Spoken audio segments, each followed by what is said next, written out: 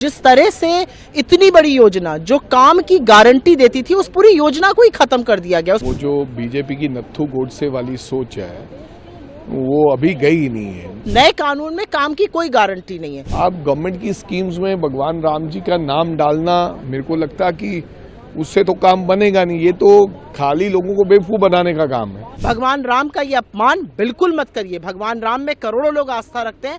जो आप कर रहे हैं वो बिल्कुल गलत है। मैं इस बात से बिल्कुल असहमत हूँ। हमारी असहमति है सबसे पहले महात्मा गांधी का नाम हटाने पर, और जिस तरह से इतनी बड़ी योजना जो काम की गारंटी देती थी उस पूरी योजना को ही खत्म कर दिया गया, उस पूरी योजना को ही बर्बाद कर दिया गया।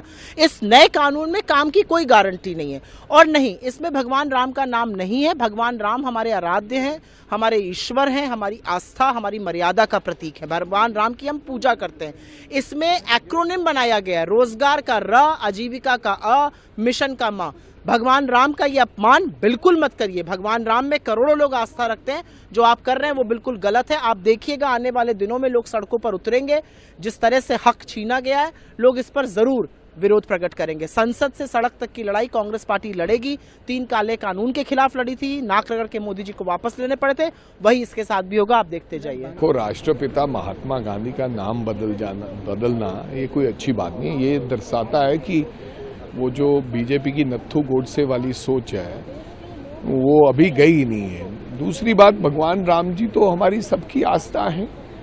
अब आप गवर्नमेंट की स्कीम्स में भगवान राम जी का नाम डालना, मेरे को लगता कि उससे तो काम बनेगा नहीं। ये तो खाली लोगों को बेवकूफ बनाने का काम है।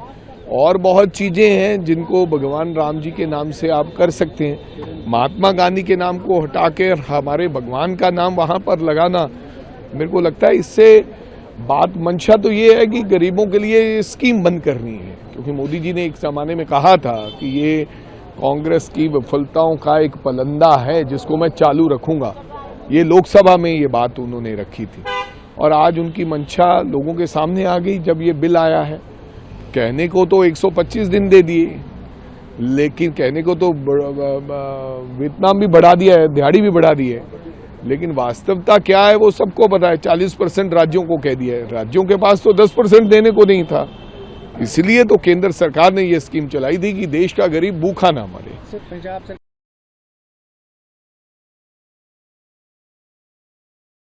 अगर आप ये वीडियो YouTube पर देख रहे हैं तो हमारे चैनल को सब्सक्राइब कर बेल आइकन दबाएं, और Facebook पर देख रहे हैं तो हमारे पेज को लाइक करें।